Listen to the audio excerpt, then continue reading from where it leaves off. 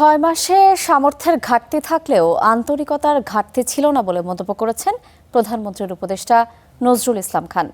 সরকারের 180 দিন উপলক্ষে আয়োজিত মতবিনিময় সভায় কথা বলেছেন তিনি। এ সময় প্রধানমন্ত্রী কার্যালয়ের মুখপাত্র বলেছেন, এ সময়ে নতজানো পররাষ্ট্রনীতি বন্ধ করেছে সরকার। বাংলাদেশ সরকারের প্রাথমিক লক্ষ্যের 180 দিন পূর্ণ হয়েছে সোমবার। সেই লক্ষ্য কতটা পূরণ হয়েছে আর ঘাটতি কোথায়, এ নিয়ে মতবিনিময়ের আয়োজন করেছে প্রধানমন্ত্রীর প্রেস উইং। কাজগুলো করার জন্য জনগণের সকালে তেজগাঁওয়ের প্রধানমন্ত্রীর কার্যালয়ে আনুষ্ঠানিক ব্রিফিংয়ে বিস্তারিত তুলে ধরেন প্রধানমন্ত্রী কার্যালয়ের মুখপাত্র।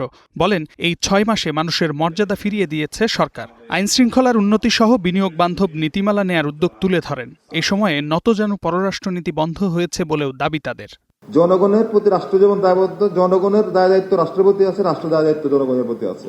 ফলে রাষ্ট্র তার সাধ্য সামর্থ্য অনুযায়ী শেষ পর্যন্ত প্রত্যেকটা শ্রেণী পেশার জনগণের পাশে থাকবে এবং রাষ্ট্র থেকে সহায়তা যুদ্ধ পাবে। আবার নাগরিকরাও রাষ্ট্রের প্রতি তার নাগরিক হিসেবে যে দায়িত্ববোধগুলো আছে সেগুলো পালন করবে। এমন একটি কল্যাণমূলক রাষ্ট্র প্রতিষ্ঠা করার জন্য মাননীয় প্রধানমন্ত্রী কাজ করছেন। নির্বাচন পূর্ববর্তী সময়ে সারা বাংলাদেশ জুড়ে সকল শ্রেণী পেশার মানুষের সাথে আলাপ আলোচনার মাধ্যমে প্রণীত ইশতেহারের আলোকে আজ দেশ পরিচালিত হচ্ছে।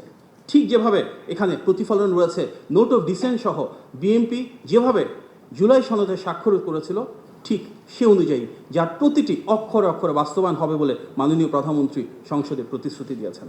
দলীয় বিবেচনায় বিভিন্ন প্রতিষ্ঠানে নিয়োগ নিয়ে সাংবাদিকদের প্রশ্নের জবাবে প্রধানমন্ত্রীর রাজনৈতিক উপদেষ্টা রুহুল কবির রিজভী বলেন, যোগ্যতা অনুযায়ী নিয়োগ হয়েছে। এ সময় দুর্নীতির ক্ষতি রাতারাতি কাটিয়ে ওঠা সম্ভব নয় বলেও মন্তব্য করেন তিনি। কারণ এই সরকার নির্বাচিত সরকার এবং নির্বাচিত সরকার হওয়ার কারণেই প্রতিটি ক্ষেত্রে প্রতিটি স্তরে জবাবদিহিতা নিশ্চিত। সামর্থ্যের ঘাটতি রয়েছে, তবে আন্তরিকতার ঘাটতি নেই সরকারের। উল্লেখ করে নজরুল ইসলাম খান বলেন, সরকার বিরোধিতাকে সহযোগিতার অংশ হিসেবে দেখছে। যারাই যে নোট অফ ডিসেন্ট দিয়েছে, এটা তারা তাদের নির্বাচনী ইস্তাহারে উল্লেখ করবে, জনগণের সামনে উপস্থাপন করবে। জনগণ যদি এর প্রতি সমর্থন দেয় তাহলে তারা সেই অনুযায়ী বাস্তবায়ন করবে। স্বাক্ষরিত জুলাই সনদ সরকার বাস্তবায়ন করবে বলে আবারও পুনর্ব্যক্ত করেন সরকারের দায়িত্বপ্রাপ্তরা। শামীম বিশ্বাস, স্টার নিউজ, ঢাকা।